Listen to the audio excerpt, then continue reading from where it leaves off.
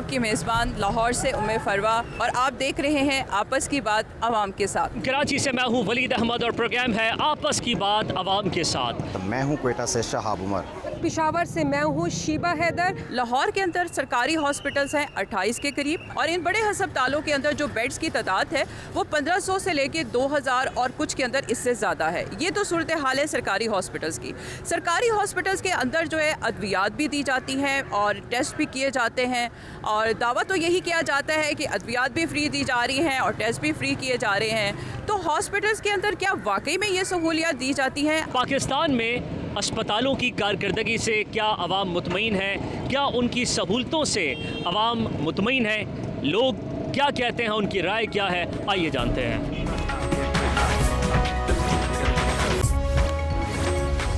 ये इस वक्त हमारे साथ कुछ मरीजों के लवाहिकीन इकट्ठे हैं और इन्हीं से हम जानेंगे क्या सरकारी अस्पतालों में मुफ्त अद्वियात मिल रही हैं, क्या मुफ्त टेस्ट हो रहे हैं, ये जो हकाइक हैं क्या वाकई ऐसे ही है? देखिए जी मैडम, एक्चुअली मेरी मिसेज़ यहाँ पे एडमिट हैं और ये मेडिसन मिल रही हैं, ये मैं झूठ नहीं बोलूँगा, टेस्ट हो रहे हैं, ये भी सही है। लेकिन प्रॉब्लम ये होता है, डॉक्टर का करैक्टर ये होता है कि पेशेंट अगर बीमार है या उसके साथ ये जितने देख रहे हैं आप लोग आए हैं, इनको अच्छा ट्रीट करेगा तो पेशेंट ऑटोमेटिक थोड़ा सा सेट हो जाएगा। महकमा सेहत सिंध के मुताबिक तकरीबन डिस्ट्रिक्ट की सतह पर 11 बड़े अस्पताल हैं, शहरों में 27 बड़े अस्पताल हैं और इसके अलावा तालुका की सतह पर तकरीबन 44 बड़े अस्पताल हैं। लेकिन इसके बावजूद कराची शहर में SIUT, सिविल, जिना, इन अस्पतालों में दूर दराज इलाकों से लोग यहाँ पर आते हैं इलाज मालजे के लिए। और क्योंकि ये दूर दराज से यहाँ लोग आते हैं, रिहाइश का इनको सबसे ज़्यादा मसला होता है। ये यहाँ पर दरिया,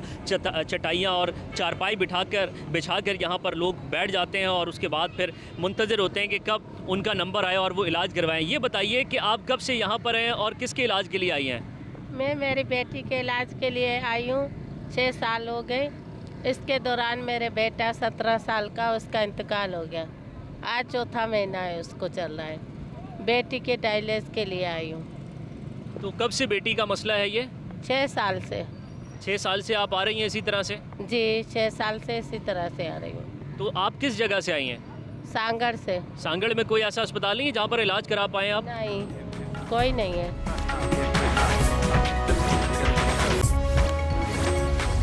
मैं मौजूद हूँ सूबे के सबसे बड़े तदरीसी लेडी रीडिंग अस्पताल के मरकज़ी गेट के बाहर। यहाँ पर सूबे के मुख्तलिफ इलाकों से रोज़ाना के हिसाब से मरीज़ इलाज के लिए आते हैं। मैं बाहर इसलिए मौजूद हूँ कि जो न्यूज़ पर पेशावर इंस्टीट्यूट ऑफ कार्डियोलॉजी अस्पताल की खबर नशर हुई तो महकमा सेहत खैबर पख्तूनख्वा ने अस्पतालों के अंदर मीडिया पर पाबंदी लगा दी। अगर हम बात करें अस्पतालों में सहूलियात के हवाले से तो सूबाई हुकूमत ने 2 मेगा प्रोजेक्ट शुरू किए थे, जिसमें इंसुलिन फॉर लाइफ प्रोग्राम और कैंसर के मरीजों की अद्वियात फराम की जाती थी। लेकिन अस्पतालों में जो इंसुलिन फॉर लाइफ प्रोग्राम के तहत मरीजों को अद्वियात नहीं मिल रही, इंसुलिन नहीं मिल रही और कैंसर के मरीजों को भी शदीद मुश्किलात का सामना करना पड़ा है। हमारे साथ यहाँ पर अस्पताल के गेट के बाहर मरीज़ मौजूद है, उनसे बात करते हैं कि आया अस्पतालों में सहूलियात मिल रही हैं कि नहीं। ये मुझे बताएं कि क्या अस्पतालों में अद्वियात मिल रही हैं, टेस्ट मुफ्त किए जा रहे हैं कि नहीं? नहीं जी, अद्वियात नहीं मिल रही और टेस्ट भी नहीं करता है।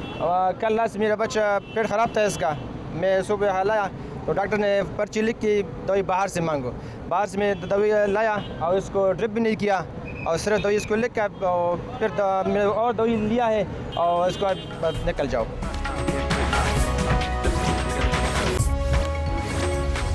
आज इस वक्त में मौजूद हूँ सूबाई सनमन अस्पताल क्वेटा में, जो कि क्वेटा शहर का सबसे बड़ा सरकारी अस्पताल है।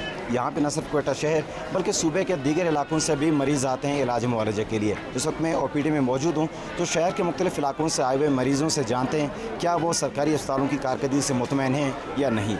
जी, आप ये बताएं कि आप कहाँ से आए, क्या आप जो यहाँ की अस्पताल की मुतमईन? मैं बिल्कुल एडमिनिस्ट्रेशन से मुतमईन नहीं हूँ। एडमिनिस्ट्रेशन का निज़ाम बिल्कुल ख़राब दराब और डॉक्टरों से मुतमईन हूँ। डॉक्टर सुबह 10 बजे उसका OPD चलते हैं, तकरीबन 3 बजे तक ये लोग मौजूद होता है, डॉक्टर इलाज करते हैं। एडमिनिस्ट्रेशन से क्यों मुतमईन नहीं?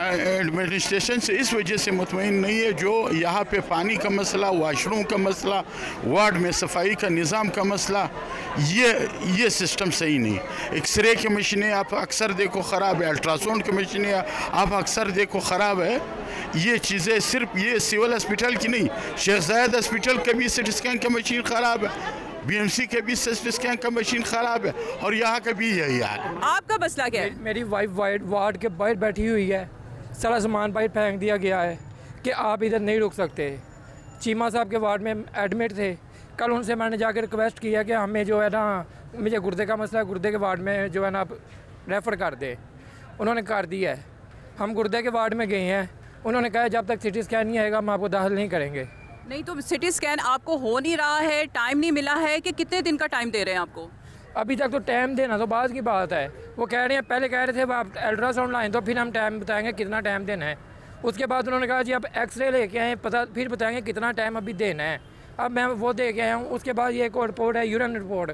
तीसरी दफ़ा उन्होंने बताया यूरिन रिपोर्ट लेके आए, फिर एक दफ़ा मैं 3 नहीं बताई, मैं 3 दफ़ा जलील हो रहा हूँ। फिर जाके करवा के अब आए हम। अब इन्होंने कोई और बहाना बनाना है कि अब ये काम करके आए तो फिर आपका सिटी स्कैन होगा।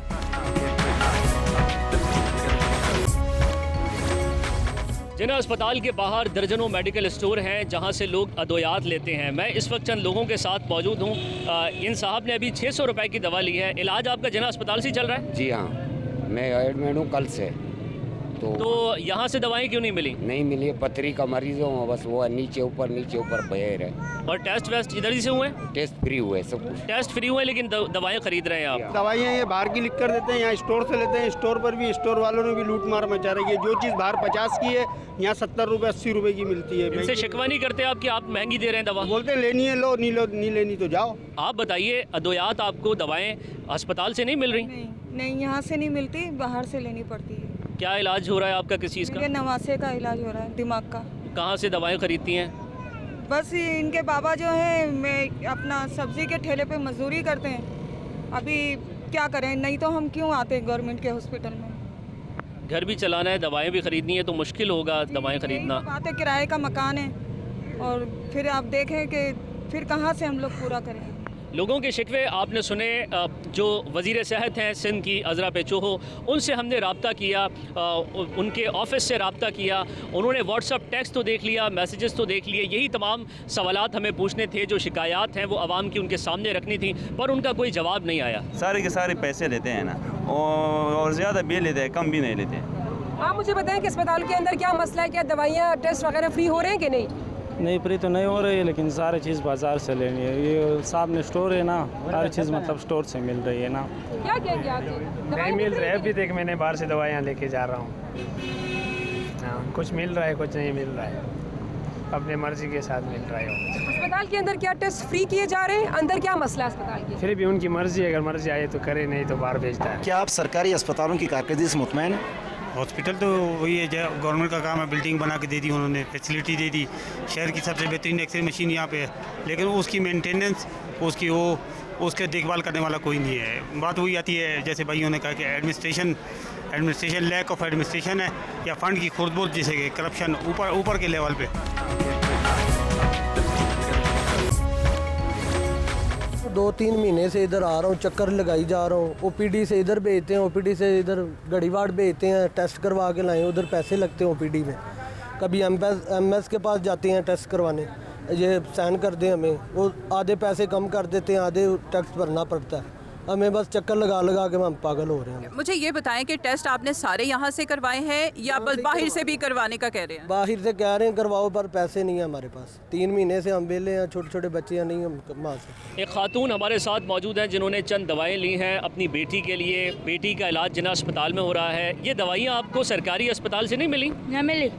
क्यों नहीं मिली? बस भजान था दुकान था, होडो मटो होडो होडो करान था। इधर उधर भगाते हैं, कहते हैं कि इधर से ले लो, उधर से ले लो, बस भगाते हैं थोड़ा, बस होडे होडे कमला होडे होडे होतो मटो। और दवाएं मिलती नहीं है। कितने की दवाएं खरीदी आपने? ये मैंने 1000 का बता। 1000 रुपए की? तो कैसे ये दवाएं खरीदती हैं? कोई खुद काम करती हैं?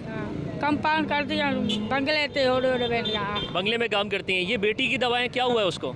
दिमाग का थोड़ा चारों गाला करीब पहना दिमाग का जो थोड़ा दिमाग का मसला है। इलाज इधर ही से हो रहा है? हाँ हाँ। मरीजों से हमारी बात हुई जो अस्पताल के बाहर खड़े हैं, और मरीजों का यही कहना है कि अस्पतालों के अंदर दवाइयाँ नहीं मिल रही, फ्री टेस्ट नहीं किए जा रहे, जिनकी वजह से उनको काफ़ी मुश्किलात का सामना करना पड़े।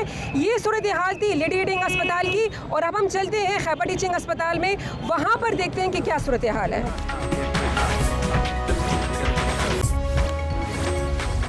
आज इस वक्त मैं मौजूद हूँ एक सरकारी अस्पताल के इमरजेंसी के बाहर। यहाँ पे मैं देख रहा हूँ कि जो शहरी जो मरीज़ यहाँ से पर्ची लेके वो सामने बाहर जाके जो मेडिकल स्टोर है वहाँ पे दवाइयाँ परचेस करके यहाँ पे वापस आ रहे हैं। जब हमने इनसे पूछा तो उन्होंने कहा कि यहाँ पे दवाइयाँ मिलती नहीं हैं। अब मज़ीद इनसे जानते कि इस बारे में क्या कहते हैं। जी आप बताएँ कि आप पर्ची लेके जा रहे थे बाहर, ये माजरा क्या है? सर कोई भी नहीं मिल रहा है, न दवाइयाँ मिल रही है। पर्ची लेकर हम डॉक्टर से मिलने जा रहे हैं तो ये रास्ते में हमें रुकावट कर रहे हैं, न डॉक्टर से मिलने देते हैं, न दवाइयाँ देते हैं, न मरीज़ को कुछ भी नहीं है। यहाँ पे हर चीज़ जो हो रहा है बाहर से, हम इंजेक्शन तक बाहर से लेकर आ रहे हैं।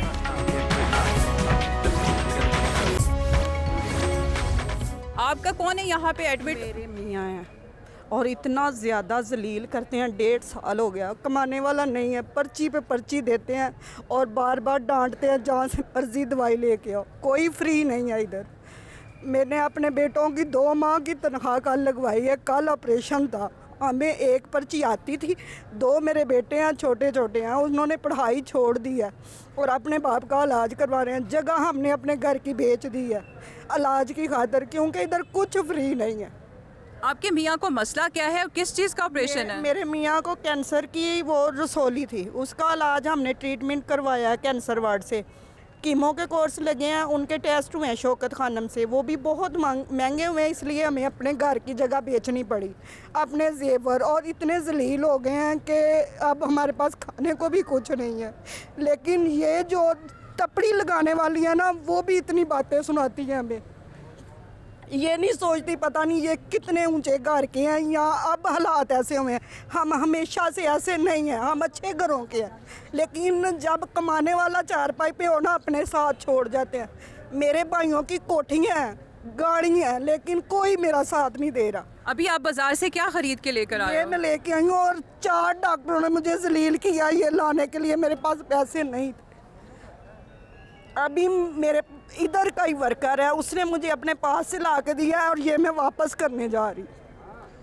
छोटे छोटे जो मेरे जैसे मजदूर हैं, जो मेरी समझते हैं ना, वो मेरे साथ तावन कर रहे हैं, इधर के ही वर्कर कर रहे हैं। लेकिन जो बड़े डॉक्टर्स हैं वो भी बहुत जलील करते हैं। ये 4 डॉक्टरों ने मुझे सुबह से जलील किया। क्या अद्वियात मुफ्त में मिल रही हैं, टेस्ट फ्री में हो रहे हैं? जी अद्वियात और टेस्ट वगैरह तो फ्री में हो रहे हैं, लेकिन यहाँ पर जो है ये जो सिस्टम है, जो पेशेंट्स के अटेंडेंट्स हैं, यहाँ का बुरा हाल है। जैसा कि आपने देखा होगा कि नंबर ऑफ़ पर्सन यहाँ पर जो है मतलब ऐसे ही बैठे हुए हैं, कोई सिस्टम नहीं है, कोई कंट्रोलिंग नहीं है। इसके हवाले से थोड़ा सा काम करने की ज़रूरत है। जिना अस्पताल में आपको अद्वियात मुफ्त मिल रही हैं, टेस्ट फ्री में हो रहे हैं? अद्वियात कुछ जो मिलती है अंदर मौजूद होती है तो पेशेंट को मिल जाती है, जो नहीं होती तो बाहर से स्टोर से लाना पड़ता है। आप देख लें, यहाँ पे कैमरा मैन दिखा सके कि जितने स्टोर मौजूद हैं, जो अंदर मौजूद नहीं होती वो पेशेंट के लिए बाहर से लिख दी जाती हैं कि भाई बाहर से ले आएँ आप। और जो टेस्ट वगैरह हैं उसमें भी तकरीबन 2, 3, 4 घंटे लग जाते हैं। टेस्ट के लिए हम अपनी मोबाइल से एक तस्वीर लेते हैं, ऑनलाइन सिस्टम नहीं है। जैसे सिविल ट्रामा में ऑनलाइन जो टेस्ट का सिस्टम है, उनके डेटा बायो चली जाती है, उसमें यहाँ डेटा का वो जो सिस्टम है वो नहीं है। इस वक्त मैं मौजूद हूँ खैबर टीचिंग अस्पताल के इमरजेंसी गेट के बाहर। ये सूबे का दूसरा बड़ा अस्पताल है, यहाँ पर भी मरीज़ों का खासा रश रहता है। हमारे साथ कुछ मरीज़ मौजूद है, उनसे बात करते हैं कि उनको किस किस्म की मुश्किलात का सामना करना पड़ा है। ये मुझे बताएं कि अस्पताल में दवाइयाँ मिल रही हैं, मुफ्त टेस्ट किए जा रहे हैं कि नहीं? ना सर जी, मुफ्त दवाई कुछ नहीं मिलता। मैं 9 दिन से आया, मेरा हाथ इतना हो गई, उधर जाओ इधर जाओ, मेरा कुछ इलाज नहीं होता। न किसी मेरे सही बात की थी। किस टाइम मैंने प्राइवेट 45,000 रुपये जमा की थी, 45,000 जमा की थी। फिर मेरा रात ऑपरेशन भी हो गई और सफाई भी की थी, मेरा हाथ दर्द भी बिल्कुल कम हो गई। पैसों से बगैर कुछ भी नहीं होता। आपको यहाँ पे मुफ्त तिब्बी सहूलियात मिल रही है, अद्वियात मुफ्त फराम किए जा रहे हैं? नहीं सर, जो डॉक्टर जो चेकअप कर रहे हैं वो फ्री कर रहे हैं, और अद्वियात के नाम पे यहाँ पे एक चीज़ भी नहीं है। हमें एक सिरिंज भी जो है वो वहाँ से बाहर से लानी पड़ती है, सिविल हॉस्पिटल के सामने से। एमरजेंसी को इनको बढ़ाने चाहिए, बेड ज़्यादा होने चाहिए। रश इतना होता है, मरीज़ बाहर स्टेचर पे तकलीफ़ से आए हैं ले रहा होता है, बेड ज़्यादा हों। दूसरा जो वेंटिलेटर है उनका इंतज़ाम ज़्यादा होना चाहिए। एक मरीज़ के देखते हैं कि ये मरीज़ कब जाता है और कब इसकी डेथ होती है, तो फिर दूसरे मरीज़ के लिए वेंटिलेटर बुक करवाना पड़ता है। सिंध में क्योंकि सेहत की सहूलतों की कमी है, यही वजह है कि लोग दूर दराज से कराची आते हैं और इनमें से अक्सर मरीज़ इन्हीं सड़कों पर अस्पताल के सामने बैठ जाते हैं और मुंतज़र होते हैं कि कब उनका नंबर आए और वो अपना इलाज मुआवजा करवा सकें। साकरों से एक मरीज़ा यहाँ पर है जिनके डायलिसिस हो रहे हैं गुज़िश्ता 2 साल से। ये बताइए आपका क्या नाम है और किस तरीके से आप इलाज मुआवजा अपना कराती हैं, किसके साथ यहाँ कराची आती हैं? साकरों से किसके साथ आई हैं? मम्मी के साथ। 2 साल से डायलिसिस हो रहे हैं आपके? हाँ, 2 साल के डायलिसिस। इनके कुछ रिश्तेदार भी यहाँ पर साथ हैं, उनसे हम बात कर लेते हैं। इस बच्ची का इलाज हो रहा है, ये बताइए कैसे ये बच्ची यहाँ पर आती है, कैसे इलाज मुआवजा होता है? ये बेचारी इधर ही जैसे होती है, यहाँ से जैसे 3-4 महीने हो जाते हैं फिर चली जाती है। गांव वाले किराया देते हैं, 10-10 रुपये करके मदद करते हैं। यहाँ माँ बेटी पहुँचते हैं। यहाँ पे धूप होती है, बारिश होती है, रहने की कोई जगह नहीं होती है। फिर बेचारी यादाश्त इसकी हालत ख़राब हो जाती है, फिर इसलिए मजबूर होकर घर चली जाती है। घर से भी फिर आने के लिए इसको किराया नहीं होता है। ये माँ बेटी 2, इसका नहीं आगे नहीं पीछे कोई नहीं है। आप बताएं कि यहाँ पर क्या मसला है? अस्पतालों में टेस्ट किए जा रहे हैं कि नहीं? अस्पतालों में मशीनें ठीक है कि नहीं? अस्पतालों में तो मशीनें ठीक है, और बात दरअसल है कि मैं तो अस्पताल का बंदा हूँ, ठीक है। मैं तो उसके खिलाफ कुछ कह भी नहीं सकता, ठीक है। मशीनें तो ठीक है। ये मुझे बताएं क्या मसला, अस्पताल में कुछ मसला है? दवाइयाँ फ्री मिल रही हैं कि नहीं? नहीं जी, हमने हमारा बेटा का ऑपरेशन था, हमने इस वार्ड से 8000 रुपये का अपना दवाई लाया। कुछ नहीं मिलेगा, सिर्फ वो देख रहे बस, और अपना नुकसान हमारा अपना इधर है। हाँ, अस्पतालों में मशीनें ठीक है? हाँ, मशीनें तो ठीक है, दवाई नहीं मिलेगा। सारे दवाई हमने इधर से लाया।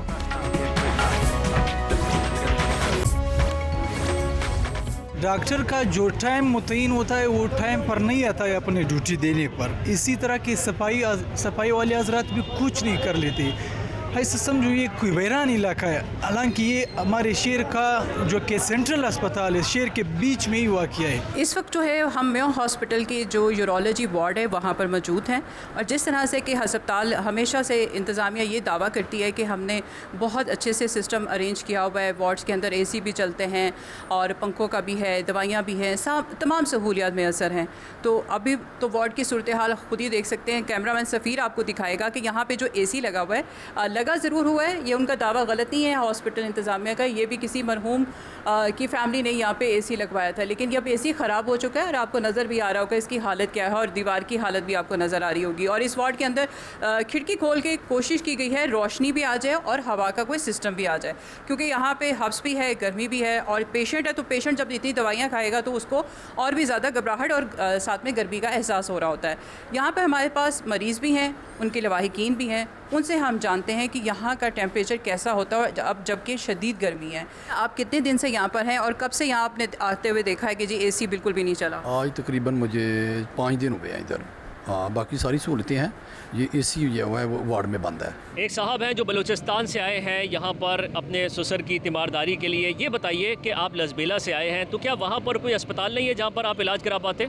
बहुत अच्छा सवाल किया सर, हम आपके इस सवाल के मुंतज़र थे कि अच्छा हुआ कि आपने ये सवाल किया। हमारे पूरे अभी तो हमारे 2 डिस्ट्रिक्ट हो गए लसबेला, एक तो हबचौकी है, एक हमारा पुराना लसबेला है। वहाँ पे इस तरह का कोई भी हॉस्पिटल नहीं है, जो हमें अफसोस होता है। हालांकि हमारा जो हबचौकी है वो काफ़ी रेवेन्यू दे रहा है, डेवलपमेंट हो रहा है, हमारी वहाँ पे वो इंडस्ट्रीज़ एरिया है, बड़ी बड़ी मल्टीनेशनल कंपनियाँ हैं वहाँ पे, सब कुछ है वहाँ पर, लेकिन अस्पताल नहीं है। लेकिन अफसोस है कि हॉस्पिटल नहीं है वहाँ पे। एक कदीम ज़माने से जाम गुलाम कादर गवर्नमेंट अस्पताल है जो बहुत पुराना है, उसमें भी तकरीबन डायलिसिस के वार्ड्स हैं, लेकिन वहाँ पे एक्टिव कोई उसका स्टाफ नहीं है जो इसको प्रोसेस का चला सके। बुजुर्गों, आपको जो मसला है यहाँ पर दवाइयाँ मिल रही हैं, टेस्ट हो रहे हैं फ्री कि नहीं?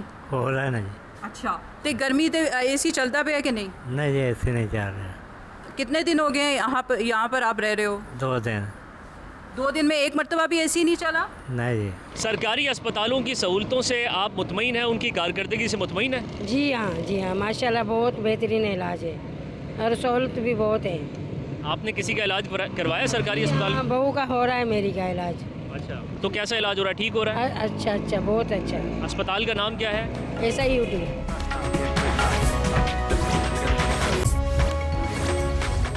पेशावर समेत खैबर पख्तूनख्वा में किडनी ट्रांसप्लांट के मर्ज में मुब्तला मरीजों को मुश्किलात दरपेश है।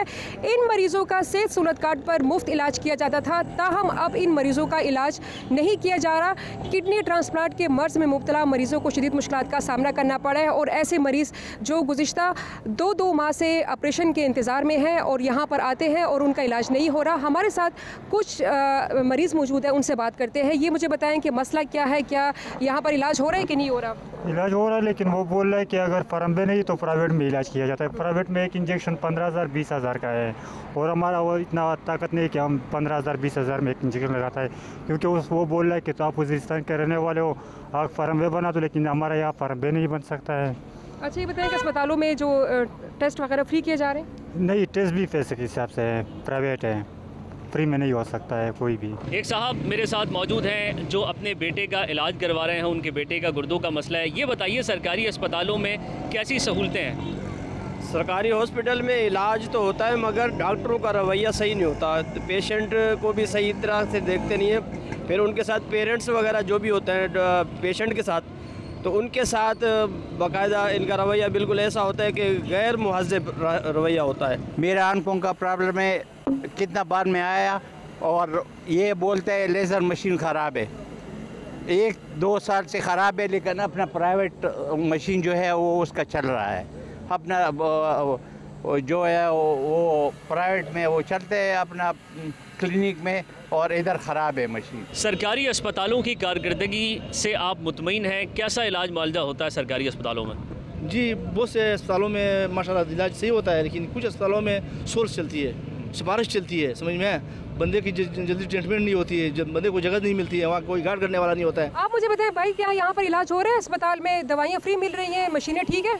अस्पताल तो में इलाज जारी है और यहाँ मरीज़ों को तकलीफ़ होता है, इनको कहते हैं कि इधर मशीन ख़राब है, आप प्राइवेट क्लिनिक पर आ जाएं, हम उधर आपका इलाज कर देंगे। उधर उनकी फ़ीसें बहुत ज़्यादा होती है, 1500 से 2000, लोगों को बहुत तकलीफ़ मिलती है। कुछ लोग ये कहते हैं कि उनको सेहत कार्ड तो मिला है, लेकिन इसके बावजूद इलाज मुआवजा नहीं हो रहा। इलाज उधर कोई नहीं हो रहा भाई, हम भाग के इधर आए, कराची में SIU2 वालों ने इलाज किया, अभी इधर तो हम मुतमिन हैं, हमारी बच्ची का बहुत इलाज अच्छा हो रहा है। सेहत कार्ड मिला था? सेहत कार्ड मिला था, उधर कोई इलाज सेहत कार्ड पे नहीं होता। थरपारकर में कोई अस्पताल नहीं है? अस्पताल तो हैं लेकिन मिशनगरी कोई नहीं है, डॉक्टर तो हैं लेकिन मिशनगरी कोई नहीं है, कोई जान पहचान उन्हें नहीं होती। हम क्या करें, फिर इधर आए, भाड़े खर्च करके हम इधर आए हैं। आप रहते हैं थरपारकर में, थरपारकर के जो सरकारी अस्पताल हैं उनकी कारकर्दगी कैसी है? कोई ऐसी नहीं है जो मुतमिन हो, हम कभी भी मुतमिन नहीं है उन पे। ये जितने भी लोग हैं उनका सिर्फ यही डिमांड यही है कि सरकारी हॉस्पिटल जो गरीबों के लिए बनाया गया है वहाँ पे तमाम सहूलियात दे देनी चाहिए, सिर्फ दावा नहीं करना चाहिए, क्योंकि मौजूदा हुकूमतें हों, निगरान हुकूमत हो, जब यहाँ पर आते हैं तो वो यही कहते हैं कि जी यहाँ पर तमाम तर इंतजामात हैं, लोग यहाँ से मुतमिन हैं। लेकिन अगर देखा जाए यहाँ अगर हॉस्पिटल्स के अंदर उसकी हालात जो है उसके बिल्कुल बरअक्स हैं। TB शोबे में नर्सेस का जो खिदमात है वो बड़ा अहम होता है। वो और डॉक्टर्स को असेस करने के साथ साथ जो मरीज़ होते हैं उनकी तीमारदारी करते हैं, उनके जो तिब्बी हवाले से जो मामलात है वो भी देखते हैं वार्ड्स में। इस हवाले से जो अस्पतालों में काम करने वाली नर्सेज हैं उन्हें भी काफ़ी मुश्किलात और मसाइल का सामना रहता है। इस वक्त में मौजूद हूँ एक सरकारी अस्पताल के एक वार्ड में। यहाँ पर हम जानना चाहते हैं कि जो नर्सेज हैं उन्हें किन मुश्किलात का सामना रहता है दौरान ड्यूटी। जी, आप ये बताएँ कि आपका नाम क्या है और आपको दौरान ड्यूटी किन मुश्किलात का सामना रहता है? मैं स्टाफ रिफत हूँ, ये खर्चा साहब की वार्ड है, मेडिसन 3-1। तो यहाँ पे तकरीबन कोई 40 के करीब पेशेंट एडमिट है, तो मैं अकेली स्टाफ हूँ यहाँ पे। तकरीबन 2 महीने से मैं यहाँ पे ड्यूटी कर रही हूँ अकेली, कोई छुट्टी नहीं है। और 40 से अबव भी पेशेंट होते हैं जिस दिन इमरजेंसी होती है। तो इसकी क्या वजह है कि इतने दिनों से आपने छुट्टी नहीं की है? जब भी मैं बोलती हूँ कुछ ऐसा कि मुझे छुट्टी कराई जाए तो वो कहते हैं कि स्टाफ नहीं है। यहाँ पे स्टाफ की कमी है, जबकि यहाँ पे 300 के करीब स्टाफ होनी चाहिए इस हॉस्पिटल में।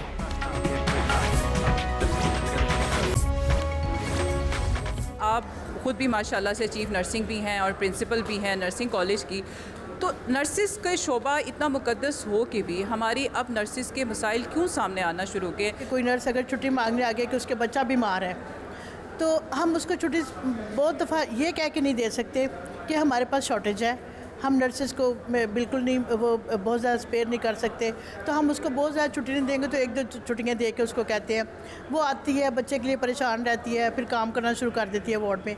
बट ये कि लोग प्रेजेंट होते हैं और उनके अंदर इस बात का जज्बा भी होता है कि हम काम करें, लेकिन जब आप उनको प्रॉपर बराबरी के हकूक़ नहीं देंगे तो फिर वो लोग जो है इस बात से डिसपॉइंट भी होते हैं। नर्सिंग की प्रिंसिपल हैं कॉलेज ऑफ नर्सिंग डॉक्टर रूथफा सिविल हॉस्पिटल, उसकी प्रिंसिपल हैं खैरुन्निसा खान साहिबा।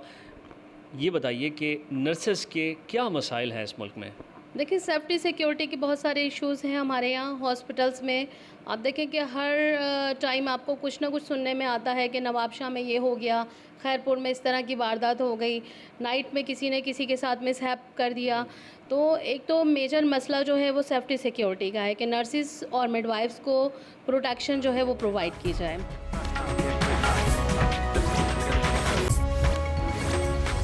ये बताएं कि यहाँ पे जो आप जो अटेंडेंट होते हैं उनका रवैया आप लोगों के साथ कैसा होता है? मैं स्टाफ शमीम सिविल हॉस्पिटल के स्टाफ हूँ, इधर सीनियर स्टाफ हूँ। और सर इधर इतना काम, इतने पेशेंट्स है, पेशेंट को हम पूरा नहीं कर सकते अकेले। एक स्टाफ 25-25, 30-30 पेशेंट को अटेंड कैसे करे?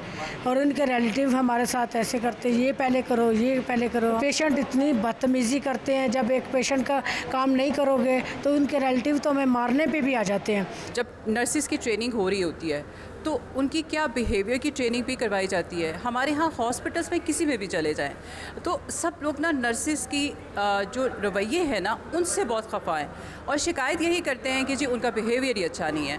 तो जब आप ट्रेनिंग देते हैं, एजुकेशन देते हैं, तो क्या बिहेवियर की ट्रेनिंग नहीं होती?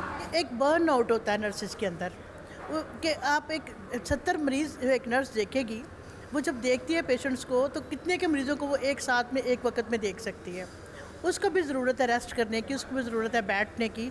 जो भी स्टेक होल्डर्स हैं उनसे यही अपील है कि नर्सिस, मिडवाइफ, एलएचवी जो कि फ्रंट लाइन सोल्जर काम कर रहे थे, बहुत डिवोटेड वर्क किया। इवन कि हमारे फाइनल ईयर स्टूडेंट्स ने वॉलंटरी सर्विसेज दी और सिंध में बहुत अच्छा काम किया, तो कम से कम उनको अप्रिशिएट किया जाए।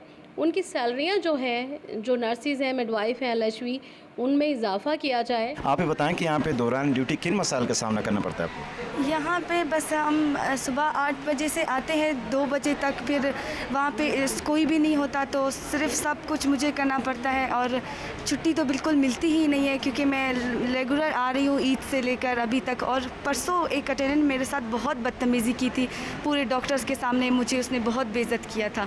तो फिर मैंने कहा बस अब मैं नहीं करूँगी यहाँ पे काम, कि ये लोग बहुत बदतमीज़। अगर मैं कोई काम कर रही हूँ वो लोग कहते हैं आप हमारा काम के, वहाँ से दुपट्टा खींच रहे हैं, वहाँ से वो मेरा काम करो। कल भी मुझे यहाँ पे नीडल लगा है, बहुत अभी तक पेन हो रहा है मुझे, इसीलिए तो बहुत इशू होते हैं यहाँ पे मुझे।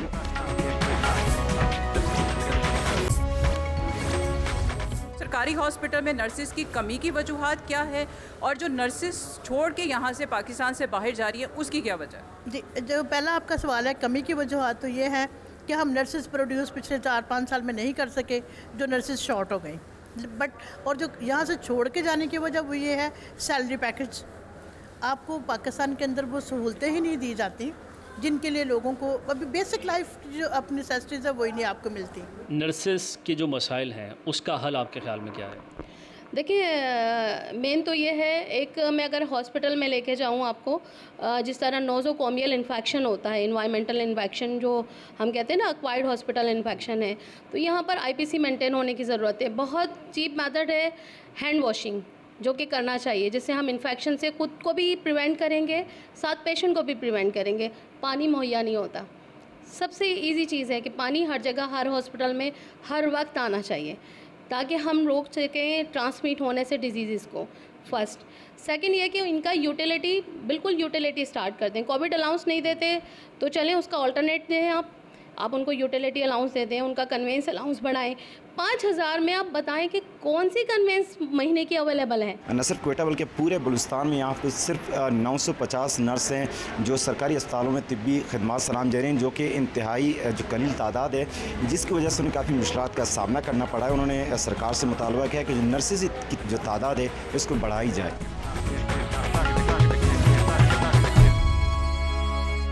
इस वक्त हमारे साथ जो हैं यंग डॉक्टर्स एसोसिएशन के ही तर्जुमान मौजूद हैं, डॉक्टर अहमद। उनसे ही हम जानते हैं कि उनके मसाइल क्या हैं और उनको किन किन दुश्वारी का सामना करना पड़ता है। इनका सबसे पहला मसला ये है कि जो नए डॉक्टर्स इंडक्ट होते हैं, जो ट्रेनी होते हैं, हर साल में 2 दफ़ा आते हैं, इनको 6-6 महीने पे नहीं मिलती। जैसे पे रेस का अभी 35% का हुआ था, वो हर हॉस्पिटल में मिल चुकी है SYMU के। दूसरा जो इशू ये है कि आपको पता है कि यंग डॉक्टर्स की ड्यूटीज़ जो होती हैं वो कहीं फ़िक्स नहीं लिखी हुई। हालांकि गवर्नमेंट के कागज़ों में ये है कि 36 घंटे आपने एक हफ़्ते में करनी है, लेकिन यंग डॉक्टर्स एक दिन में 24 से 48 घंटे करने के बाद 60 घंटे तक इनकी ड्यूटीज़ चली जाती हैं। ये एमरजेंसीज़ में मोस्टली होता है, आप किसी भी टाइम जाके देख सकती हैं।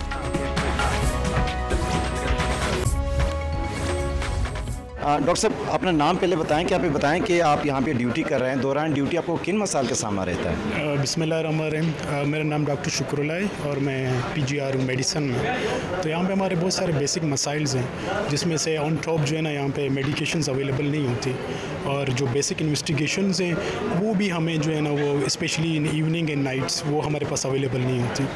तो ये हमारे मसाइल हैं। और तीसरी बात ये कि इसमें हमारे जो सिक्योरिटी के मसाइल हैं वो अच्छा खासा इसने जो है ना हमारे मतलब इसको डिस्टर्ब किया हुआ है। साइबर टीचिंग अस्पताल की यंग डॉक्टर एसोसिएशन के सदर डॉक्टर मुजफ्फर मौजूद है। उनसे बात करते हैं कि अस्पतालों में उनको किस किस्म की मुश्किलात का सामना करना पड़ा है। डॉक्टर साहब, ये मुझे बताएं कि अस्पतालों में किन किस्म की मुश्किलात का सामना है आप लोगों को? जी, बड़ी मेहरबानी। हॉस्पिटल में ये है कि पेशेंट के हवाले से भी मुश्किलात हैं और डॉक्टर के हवाले से भी है। यह है कि जो स्ट्रक्चर में चेंजेस आई थी MTI की सूरत में PTI वालों की तरफ से, मेरे ख़्याल में इसको शुरू करना चाहिए था वेरी बेसिक से, कि वो पेरिफेरी के स्ट्रक्चर्स इम्प्रूव करते हैं, वहाँ पे पेशेंट की प्रॉपर स्क्रीनिंग होती और जिन पेशेंट को ज़रूरत होती उनको यहाँ पे रेफ़र कर लिया जाता। तो अनफॉर्चुनेटली वो सिस्टम वहाँ पे डेवलप नहीं है। पेरिफेरी से कोई भी पेशेंट विदाउट एनी बग़ैर किसी रेफरल के सीधे आ जाता है टर्शियरी केयर हॉस्पिटल में। तो यहाँ पे डॉक्टर पर पेशेंट डॉक्टर फ्लो बहुत ज़्यादा है। बात यह है कि मरीज़ यहाँ पे आता है बेसिक नीड्स के लिए। अगर उसको मेडिसिन यहाँ पे नहीं मिल रही, OPD में उसको हम 3 मेडिसिन लिखते हैं, उसको नहीं मिलती। अगर हम उसको 3 टेस्ट लिखते हैं, उसमें से एक सबसे सस्ता यहाँ से हो जाता है, जो थोड़ा सा महंगा टेस्ट हो अगर बाहर से होता है। इस तरह की बेसिक चीज़ें अगर उसको यहाँ पे नहीं मिलती तो वो आके हमें बात करता है कि डॉक्टर साहब आप इधर क्या कर रहे हो। जब बेसिक्स नीड्स देना हमारा काम नहीं है, हमारा काम है इधर बैठ के ड्यूटी करना, जो कि हम लोग कर रहे होते हैं। 3-3 4-4 PGR बैठे होते हैं और 4-4 500 पेशेंट आ रहा होता है, जिनको कोई पता नहीं होता कि मैंने इमरजेंसी में दिखाना है, जिनको कोई पता नहीं है कि मैंने OPD में दिखाना है। मैं OPD का केस इमरजेंसी में लेके आया हूँ या इमरजेंसी का केस मैं OPD में लेके आया हूँ। उनको अगर ये समझाने पे हम लोग बैठ जाएं या जब ये बताने पे हम लोग बैठ जाएं तो वो ऊपर से यही कहते हैं जी डॉक्टर ने तो हमारे साथ सही से बात ही कोई नहीं की है। अब जाहिर है वो शुरू से ही पर्ची बनने से, अब आपने बाहर देखा है लाइन लगी हुई है, 400 बंदा जो है ना लाइनों में खड़ा हुआ है, 40 बंदे लाइन में खड़े हुए हैं, ठीक है। वहाँ से वो मरीज़ धक्के खाना शुरू होता है। अस्पताल में AC नहीं चल रहा है, उस चीज़ की उसको अलहदा गर्मी है। जब वो इतनी लाइनें लग के पर्ची बना के उसके बाद फिर बाहर आता है डॉक्टर रूम्स के बाहर, वहाँ पर 40 बंदा वेट कर रहा है, वो 40 बंदा फिर वेट करके फिर अंदर आता है। अंदर 2 डॉक्टर बैठे हुए हैं जिसको चारों तरफ से मरीज़ों ने घेरा हुआ है। अब हर डॉक्टर मैक्सिमम 1 से 2 मिनट उसको देता है। जब उसको हम 1 से 2 मिनट दे के दूसरे मरीज़ की तरफ जाते हैं तो पहला कहता है जी हमारे साथ इन्होंने रवैया सही नहीं रखा, हमें इन्होंने सही से देखा नहीं है। अगर हम पहले को छोड़ के दूसरे पे ना जाएं, जो दूसरा खड़ा है वो हमारे ऊपर चढ़ जाता है, डॉक्टर साहब आप उसको इतना टाइम से देख रहे हैं, आप हमें तो देख ही नहीं रहे। ये बेसिकली ये चीज़ें लोगों को समझ ही नहीं आती।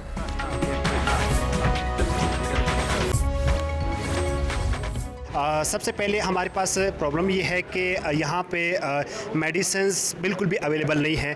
तकरीबन 6 महीने हुए यहाँ पर सरकारी अस्पतालों में कोई भी मेडिसिन्स अवेलेबल नहीं है। साथ में दूसरे नंबर पे ये है यहाँ का सिक्योरिटी इशू है। तीसरे नंबर पे जो डॉक्टर्स के अलावा बाकी जो अमला है, चाहे सिक्योरिटी हो, चाहे नर्सिंग स्टाफ हो, चाहे दूसरे हो, वो अवेलेबल नहीं है। इन्फेक्शन से बचने के लिए क्या ऐसी एहतियाती तदाबीर होनी चाहिए ताकि जो मरीज़ है वो सफ़र ना हो सके, क्योंकि ये तो एक फ्री इलाज है, फ्री इलाज हो जाता है लेकिन बाद में मरीजों को मुश्किलात का सामना होता है। जी इस तरह भी है। बाद में हम सबसे पहले तो हम पेशेंट को रखते हैं 3-4 दिन, जो एहतियाती तदाबीर है वो सारा हम उसे प्रोटोकॉल के साथ बताते हैं। लेकिन यहाँ पर फिर बर्डन ये बन जाती है कि एक वार्ड में हम मतलब 50 और 60 बेड्स है। अगर हॉस्पिटल इन्फेक्शस की डिज़ीज़ की तरफ बात की जाए ना, तो वहाँ पर तो ये है कि आपके साथ मतलब हर बेड और उसका डिस्टेंस बहुत ज़्यादा होना चाहिए। हमारा डिस्टेंस तकरीबन 2-3 फुट है हर बेड के दरमियान। ना उनकी अटेंडेंट के लिए कुछ ख़ास जगह है बैठने की, या अगर हम एक पेशेंट हमारे साथ बिल्कुल स्टेबल है, दूसरा इन्फेक्टेड है, तो हम डरते हैं कि दूसरा भी उससे इन्फेक्ट ना हो जाए, तो हम जल्दी उसको डिस्चार्ज करते हैं। तो फिर हम उसे एहतियाती तदाबीर यही बताते हैं जो सर्जरी अकॉर्डिंगली, कि उसकी सफाई का ख्याल रखो, अपनी एक्सरसाइज का ख्याल रखो, अपनी डाइट का ख्याल रखो, अपनी मेडिसिन का ख्याल रखो। सही है, सेहत कार्ड से मेडिसिन अच्छे नहीं मिल रहा है, इतनी सर्जरी आपकी फ्री हो गई, ये आप अपने लिए प्राइवेट ख़रीद लो, लेकिन अच्छी मेडिसिन ख़रीद लो और उससे काम चला लो।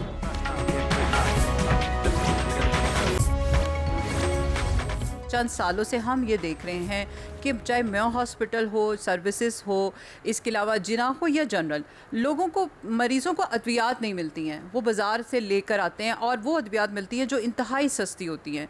तो इसकी वजह क्या है? जी बिल्कुल, मैं आपसे बड़ा फ्रैंकली बात करता हूँ कि एमरजेंसी में तो अद्वियात 100% फ्री हम देते हैं, कहा भी है, इंडोर में भी देते हैं और ऑपरेशन में भी, लेबर रूम में भी।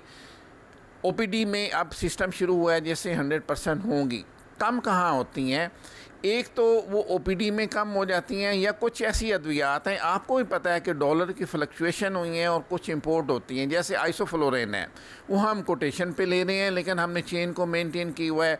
एड्रेनालिन, एट्रोपिन मार्केट में है ही नहीं है। ऐसी कुछ मेडिसिन जो ब्लैक में चली गई हैं, जिनका अभी ड्रैप ने भी रेट्स अभी डिफ़ाइन नहीं किए, जो एक प्रोसेस में थोड़े अरसे बाद चला जाता है जी, इनको मार्केट में शॉर्ट कर दें, ड्रैप को ब्लैकमेल करें, ड्रैप से रेट्स ज़्यादा करें, और वो फिर डॉलर रेट ज़्यादा होने की वजह से वेंडर्स ने हमें कोट भी नहीं की। जो चीज़ें हमें विद 1 क्लिक मिल रही थी ना, आप एक लंबे प्रोसेस के ज़रिए से मिल गई हैं, और गवर्नमेंट ने उसको कोप अप करने के लिए प्रोसेस के भी शॉर्ट किया है। लेकिन ये जो है ना कि सिरिंज या फ्लूइड्स का ना होना, ये म्यू सर्विस में तो नहीं है। मैं ख़ुद इनको जाके, मैं बाकी चीज़ों के साथ साथ पेशेंट से भी मिलता हूँ, उनसे भी पूछता हूँ कि आपको मेडिसिन यहाँ से मिली है या नहीं मिली, उन चीज़ों को इंश्योर करते हैं। हाँ, पायोडीन की मार्केट में भी शॉर्टेज है। डॉक्टर साहब आप ये बताएं कि इश्यूज़ बहुत हैं, सिक्योरिटी के मसले हैं, मेडिसिन के मसले हैं, तो इन इश्यूज़ के बारे में आप लोगों ने जो मुताल्लिक़ हुकाम है उनको आगाह किया है, तो उन्होंने क्या किया आप लोगों से? बिस्मिल्लाहिर्रहमानिर्रहीम। हमारे जो इश्यूज़ होते हैं यूजुअली तो हम पहले तो अपने ही हेड से बात करते हैं, वो लोग फिर फर्दर जो है एमएस जो एडमिनिस्ट्रेशन है उनको फॉरवर्ड करते हैं हमारे इश्यूज़।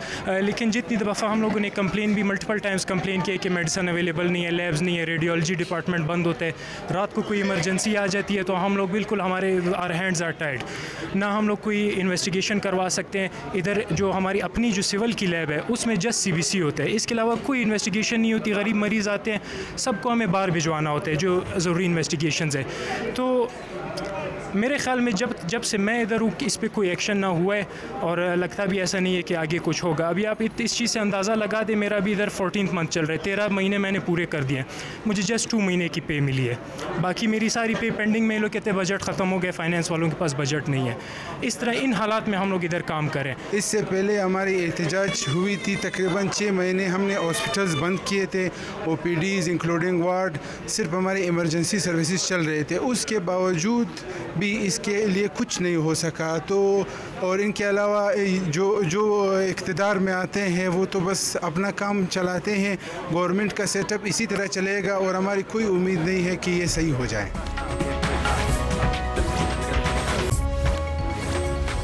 बहुत सारे पेशेंट्स के लवाहिकीन से भी बात की तो वो इस कदर तकलीफ़ और कर्ब में मुब्तला थे, उन्होंने बहुत गिले शिकवे किए डॉक्टर्स के रवैये का, नर्सिस के रवैये का। कल मैंने अपनी हॉस्पिटल की तमाम हेड नर्सिस के साथ भी एक मीटिंग की है। आने वाले कल में मैं फार्मासिस्ट के साथ मीटिंग कर रहा हूँ, फिर उसके बाद रजिस्ट्रार से मीटिंग करूँगा। ये जो रवैये के ऊपर शिकायत हैं ये तो बिल्कुल काबिल कबूल नहीं है, इसके ऊपर हमारी ज़ीरो टॉलरेंस है। जो बात है ऑपरेशंस की, देखिए जो एमरजेंसी ऑपरेशंस हैं उसमें कतई कोई डिले नहीं होता, एमरजेंसी ऑपरेशंस फ़ौरी तौर पे हो जाते हैं। कुछ एडवांस केसेस होते हैं, जैसे कुछ केसेस ऐसे होते हैं कि जिसमें उन्होंने सर्जन से इलेक्टिव सर्जरी करना होता है और उसके ख़ासा टाइम लगता है, कई घंटों की सर्जरी होती है, तो फिर इलेक्टिव केसेस के लिए फिर वो अलग टाइम रखते हैं ताकि जो एमरजेंसी केसेस हैं जिनको जानलेवा मसाइल दरपेश हैं उनकी सर्जरीज पहले हो जाएँ। हमारे प्रोफेसर हजरात जो हैं, जो हेड ऑफ़ डिपार्टमेंट्स होते हैं, वो आते ही नहीं हैं, अगर आ भी जाएँ तो वो पेशेंट को चेक नहीं करते। मेयो हॉस्पिटल के हद तक मैं आपको बिल्कुल ज़िम्मेदारी से कह सकता हूँ कि हमारे प्रोफेसर्स, अल्लाह का शुक्र है, बहुत खुदा तरस हैं, वक्त पे भी आते हैं, सारा काम भी निपटाते हैं, उसके साथ उनको जो एडमिनिस्ट्रेशन की रिस्पॉन्सिबिलिटीज़ मिलती हैं वो भी निपटाते हैं। ये इशू आपने भी कई मरतबा सुना होगा कि वेंट के इशू वजह से बच्चा मर गया, वेंट के इशू की वजह से फला मर गया, तो क्यों नहीं हम इस वेंट के इशू को हल नहीं कर पाए? देखें, वेंटिलेटर एक मोडेलिटी है जो बहुत ज़रूरी है, बहुत हेल्पफुल है, लेकिन सब चीज़ें वेंटिलेटर ने नहीं करनी। वेंटिलेटर के पीछे ह्यूमन रिसोर्स, जो वेंटिलेटर चलाने वाले लोग हैं, वो बहुत अहम हैं। इसलिए हमने ये किया है कि हमने एक कमेटी बनाई है जहाँ पे हम ह्यूमन रिसोर्स को ट्रेन कर रहे हैं, जहाँ पे वो वेंटिलेटर्स को ना सिर्फ सही चला सकेंगे, मरीज़ों का इलाज करा सकेंगे, इलाज सही तरीके से हो सकेगा, और मरीज़ सिर्फ वेंटिलेटर पे जाएगा और उतर जाएगा, और फिर वही वेंटिलेटर हम ज़्यादा सर्कुलेशन में ला के और मरीज़ों में इस्तेमाल कर सकेंगे।